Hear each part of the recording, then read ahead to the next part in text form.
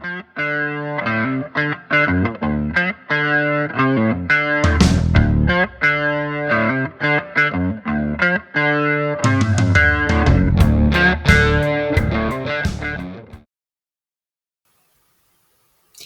up, guys? I'm Devin Harrington, the average Gen Xer. Welcome back to the channel. So today we're going to take a look at some more fat acceptance TikToks. But before we get to that, if you've watched any of my stuff, you know I like to tell some stories from back in the day, growing up in Generation X. And today I actually wanted to talk about the dawn of diet soda. And so picture it, 1982. Lawrence, Massachusetts, where I grew up. My mom was going to the liquor store, and I decided to tag along. I was not quite 12 years old at the time. So we went down to Back Bay Liquors, which I think was on Jackson Street in Lawrence, Massachusetts, where I grew up. And we walked into the liquor store, and there was this big display right in the middle. You opened the door, and there was this huge display that you could not miss. But it wasn't an ad for liquor; it was for Diet Coke, which had just been introduced in the United States in 1982. And before that, there was some diet soda. I was most familiar with Tab. That was the big one at the time.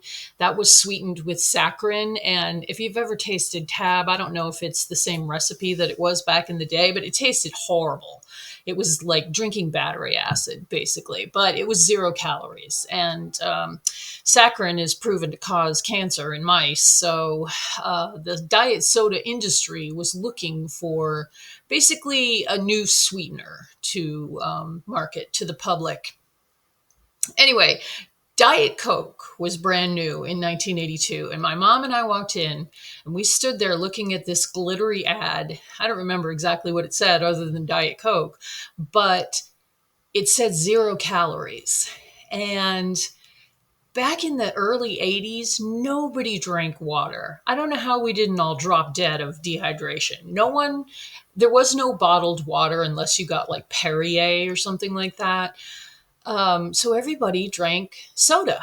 And actually, back then, outside of Boston, where I grew up, we didn't even call it soda. At the time, we called it tonic. And so here was some diet tonic. And I remember my mom and I stood there, and there were just cases and cases and cases of these, shiny silver cans that it came in. And we just stood there looking at it in awe. And I come from a family of women who seemed to me growing up constantly trying to lose 20 or 25 pounds. I mean, it was just the times back then. Everybody was on some kind of diet or looking for the next gimmick to lose weight. And you could say that it's still that way today, but thanks to science, we know so much more about the human body and the way it responds to certain chemicals. So at that time, my mother and I stood there as two normal-sized women. I probably could. I was almost 12, and I thought I was really fat. And I maybe had, maybe 5 pounds of like belly to lose or something. I was already starting to develop an ED back then with using sugar as a drug, but that's a whole other story. But I remember my mom and I looking at this display for Diet Coke and looking at each other and just being so excited. And both of us at the same time saying, oh, we're going to lose so much weight, which is horrible, right? But that's exactly what the Coca-Cola company wanted us to think, because this was their first new product in 100 years at that point. And it very quickly overtook Tab as, this great new diet soda, even though I think Diet Coke was at that time sweetened with saccharin as well. And then in 1983, the next year, that was when aspartame, or the brand name NutraSweet, really came out. full force, and it gave it a sweeter taste. It didn't have that aftertaste that saccharin really had, and it was on. So you probably know the story. People just began drinking gallons of diet soda. It became an American stereotype to go to the drive-through and order your supersized blah blah blah with all this gross junk food and a diet soda to save yourself the calories. But as we know, aspartame is addictive. It has all kinds of side effects it can cause. That's well studied. Probably should not have been made legal, and is something that actually causes weight gain because it causes your brain to crave more sugar, more high calorie foods. It acts on your brain chemistry in a certain way that causes you to want to consume more Diet Coke or more junk food. And it also tricks your brain into thinking that you are ingesting something sweet, so you release insulin, which is the fat storing hormone. So it did the exact opposite that it was marketed to do, and I absolutely fell completely for it, and lived on Diet Coke and other diet sodas for many many many years. Like, you would never ever be seen with a regular soda in your hand. I remember this one day when I was working at a horse show, and I had shown my horse that day. And I've talked about this, how showing horses is my love, but my trainer was obsessed with me losing, the few pounds extra I had around my middle. And I was feeling really faint, and I was drinking a regular soda. So I was drinking a regular Coke, and she saw me with the regular Coke in my hand, and she screeched at me in front of all these people. I was probably like 15 at the time. How dare you drink that sugary soda? On and on and on. Trauma, childhood trauma. Anyway, because of, Diet Coke is still made with NutraSweet, with aspartame, which continues to be legal in the United States anyway. And because of the effects that it has on the human brain and the human body, we have now, all these years later, come to this. Some people's biggest fear is being fat. And I'm sorry, but if your worst fear is looking like me, you have some bigger problems in your life. Like, are you kidding? Are you kidding? Look at this girl. She can't be she can't be 25. I mean, she's clearly very young. She's already got boobs hanging halfway down her torso. Look at the visceral fat in her gut. You can't even see the belly button. So that's like her upper stomach that's hanging over her pants like that. And that is all hard fat wrapped around your organs. I've mentioned on this channel before that my top weight was probably about 210 pounds, and I am 5'4.5", almost 5'5". So I'm like the average size American woman.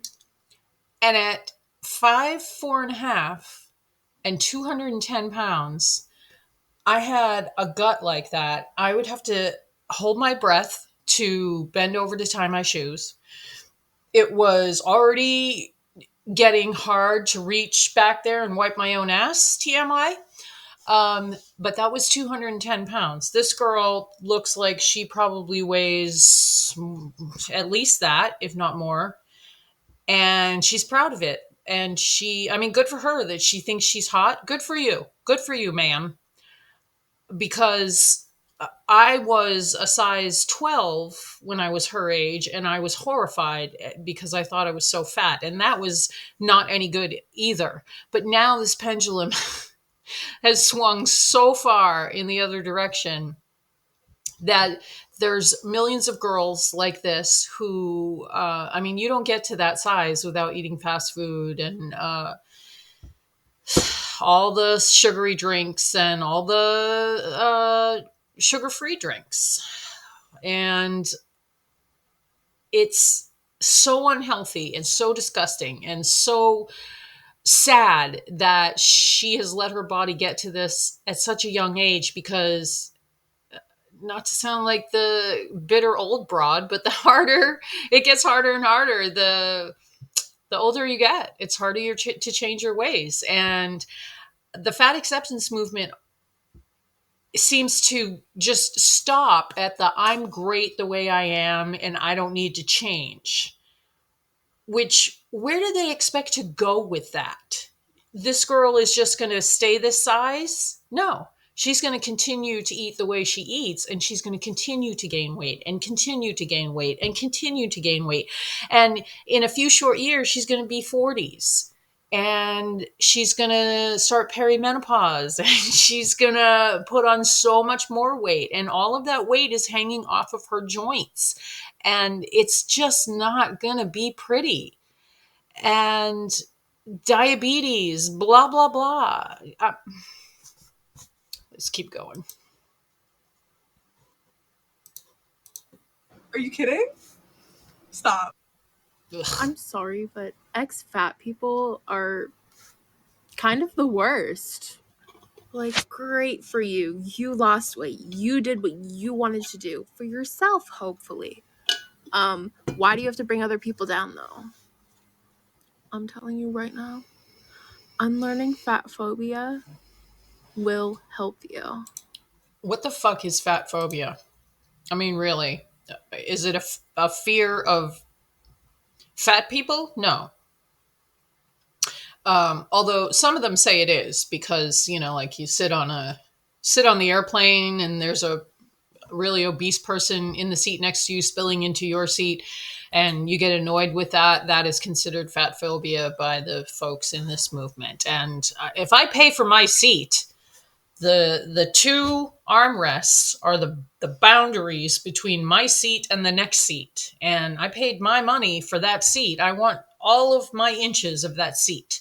If someone can't fit in their seat and they're spilling into my seat, then I'm not getting what I paid for. And there is nothing wrong with being annoyed by that. Now, you don't have to be a complete asshole. A lot of these folks talk about how people say things to them out in public, and I certainly don't condone that. I mean, mind your fucking business out in public. I suspect a lot of the stories that they come up with on these TikToks are made up because people don't care. You're not that important.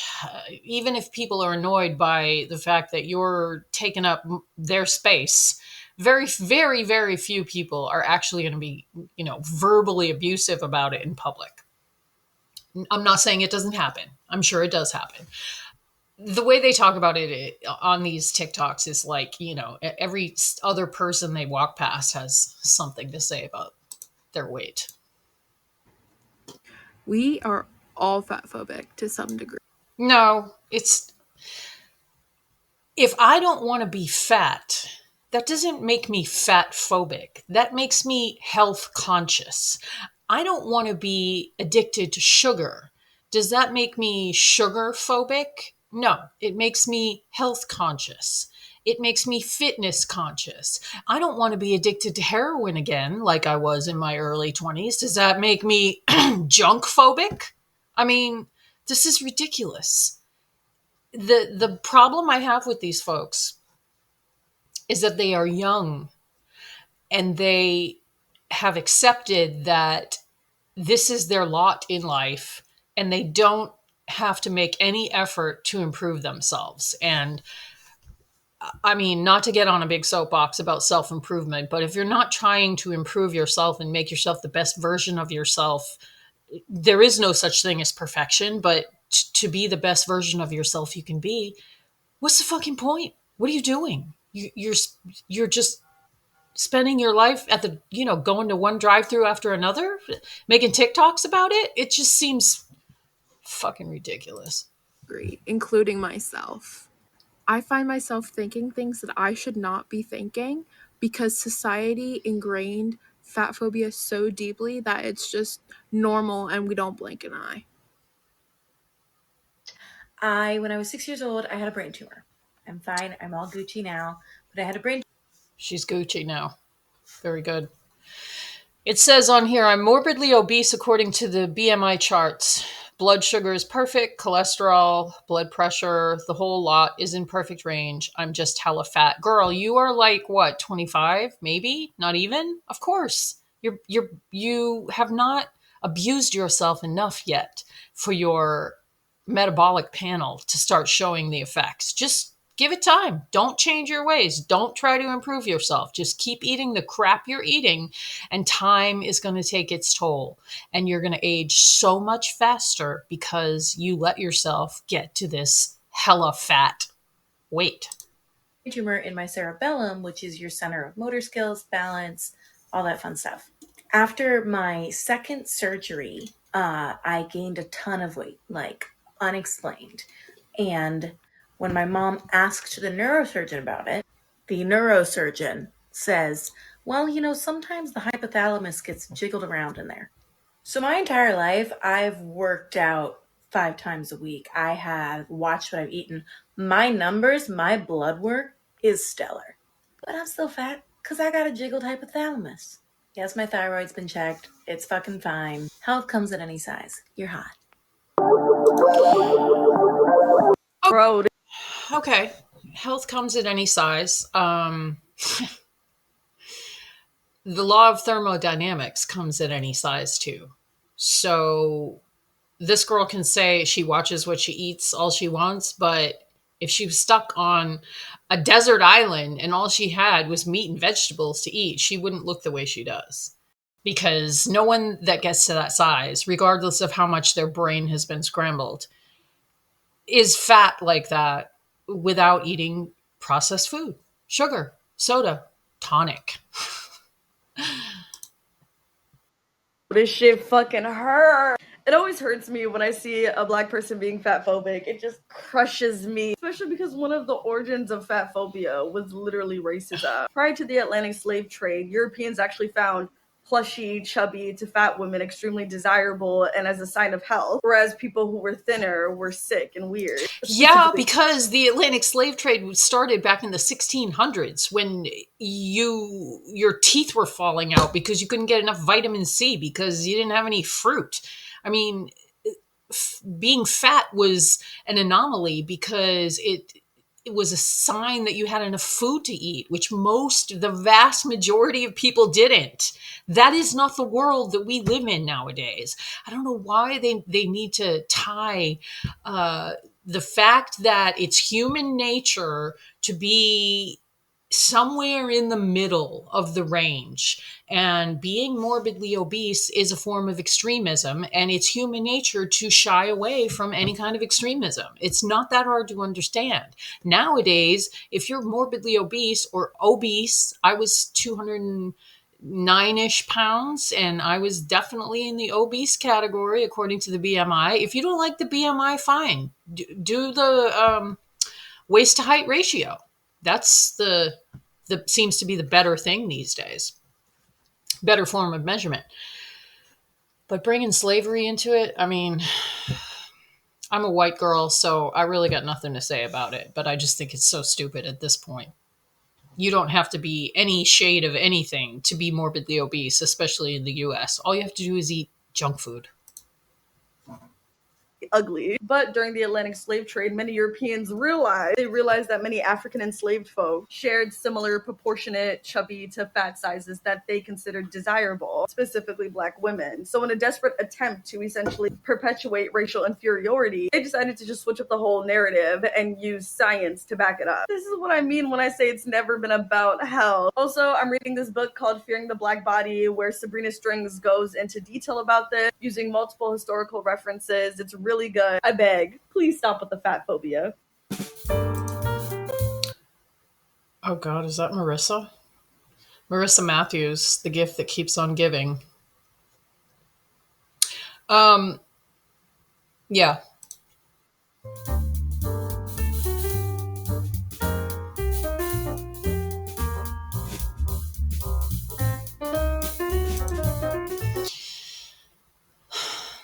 Stop silencing fat creators for wearing the same thing that thin people wear. It's fat phobic. Who is trying to silence you? No one. You're dancing around in your friggin' underwear on TikTok. No one is trying to silence you. There's you have this up on a public platform. People are going to have opinions. If you put yourself out there, people are going to have opinions. That's what is the problem? Ridiculous.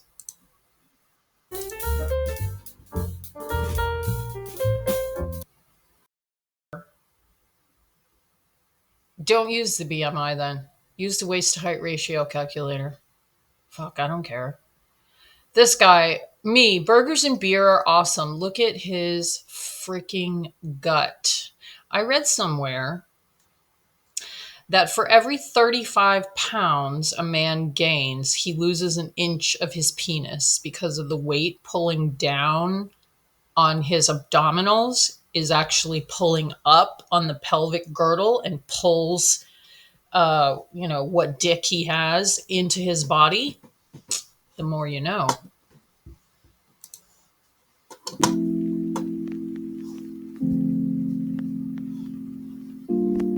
But you're clinically obese, says society. Like I give a shit. Yeah, good for you. Yeah, so there's so many reasons that someone can gain weight without having excess calories or more calories than a thin person. You can look those up. There's lots of conditions that have weight gain. There are lots of conditions that have weight gain. There are even conditions like chronic pain that drive you to eat sugary foods for the dopamine kick. But none of those things is going to keep you this fat your entire life. The law of thermodynamics applies to you regardless of what health conditions you have. Even if you have something like Prader-Willi syndrome where you have no control over what you put in your mouth, which is an extreme and very rare condition. The law of thermodynamics applies to you. If you're put in a controlled environment and live in a calorie deficit, you're going to lose weight. But the thing is, it's based in sustainability, and it's not sustainable long term to just do calories in, calories out.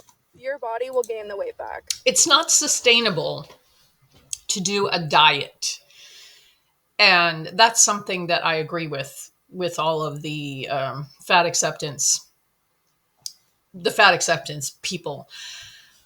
I don't know why we still have diet culture when we already know after, 60 years of research that you can't just go on a diet and change your habits temporarily and lose weight and then go back to your regular habits and not gain the weight back.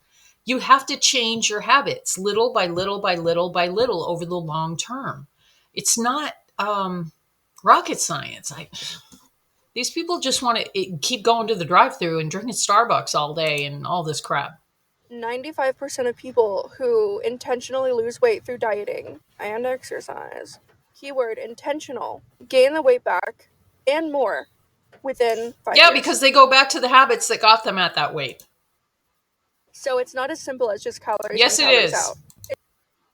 It's as simple as making sure Why you're is she eating a driving and making a video?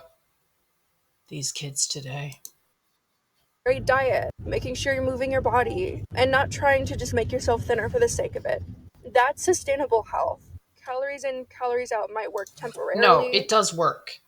The law of thermodynamics applies to you, ma'am. There was once a time where I used to think I was bad for wanting more. Why am I still hungry? Why can't I have the willpower to not want more? Why do I feel hungry again? It took a long time for me to learn that hunger is okay. Food is a basic human need. Yeah, but is it hunger? Is your stomach really empty? Oh my God, Mo. Or is it just that you're eating whatever the hell that is? I mean, she's putting like meat and potatoes on tortillas. I mean, processed carbs, starch, all of that causes your brain to crave more of those things. Come on, we know this already. Hunger should not make us feel mad with ourselves. So I am here to tell you, fill up your plate. Go get seconds and thirds. Don't do that. Eat what's on your plate and wait. I mean, Jesus Christ, learn some self-control.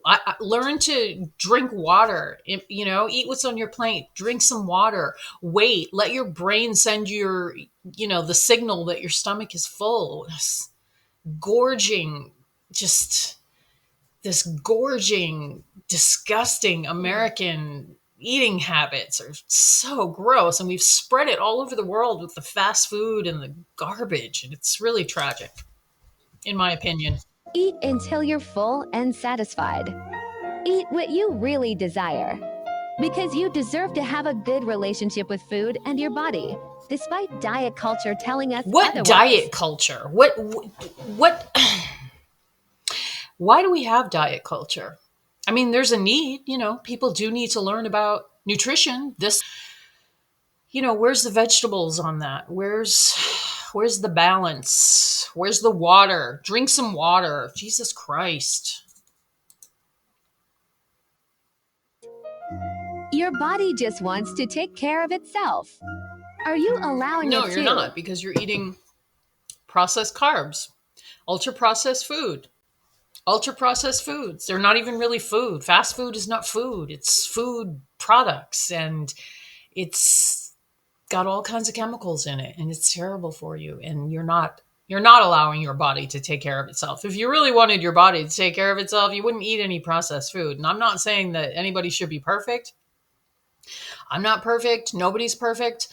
Even people that work out for a living and do fitness contests have their off days, but the pendulum has swung too far, people. Way, way, way too far. And the American diet is just disgusting, and we've got to get a hold of ourselves.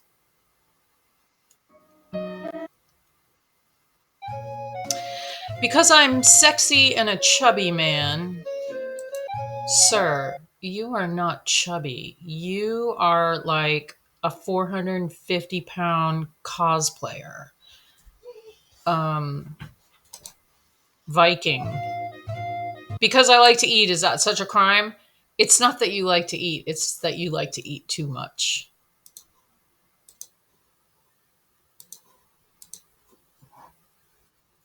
Ugh, I ate so much today. I probably won't eat it all tomorrow. Yeah, I peed so much today. I just won't pee tomorrow. What?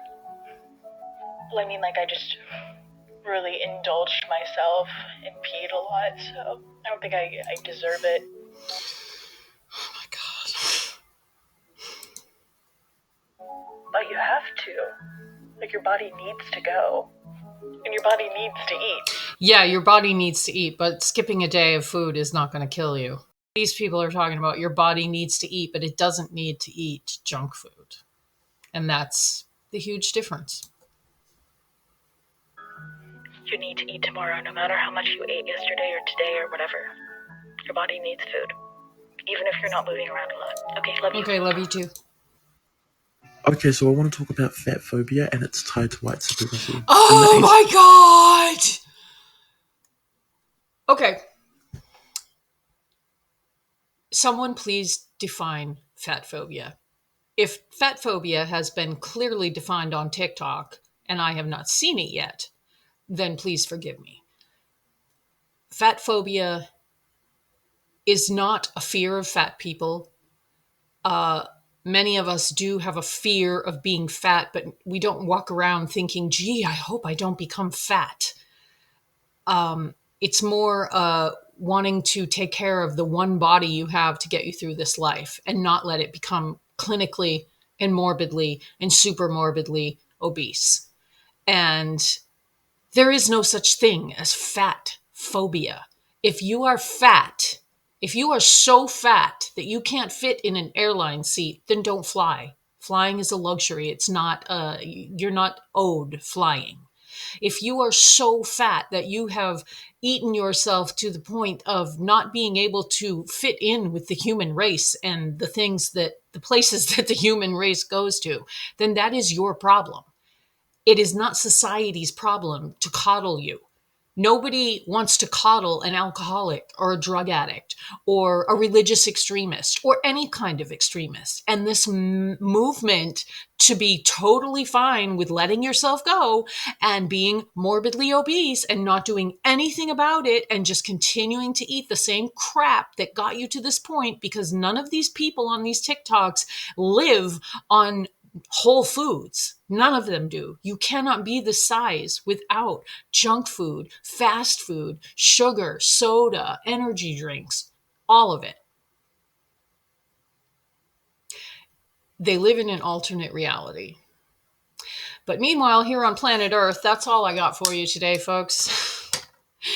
Please do like, subscribe, comment, all of those fun things. I sure appreciate you stopping by, and I will see you in the next video. Thank you so much.